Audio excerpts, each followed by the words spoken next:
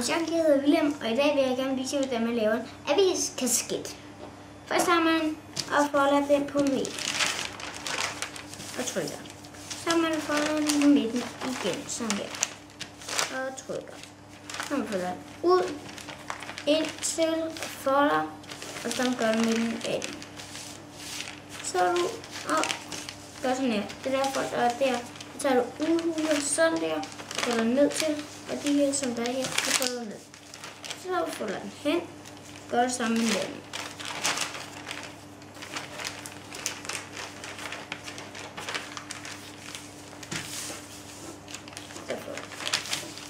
Så tager du den her og folder ind til den stregen.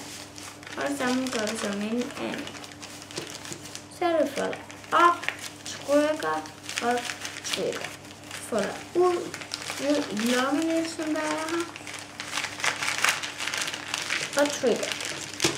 Så tager du og vinder den. Så tager du den op, et strand og sammen med den. Så tager du den her op, folder op. Og så den her folder du ind til her. Det er her. Og så gør du med den anden. Så har du et stykke tape. Tager du og sætter lige her. Og så endnu et stykke tape. Og sætter her.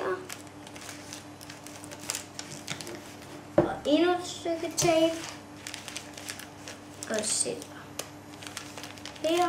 Og hvis du vil, så må du også gerne sætte et stykke tape der. Så har du folder den op. Her. Så udhuler du den. Eller kaster hovedet. Hej, Ramachan.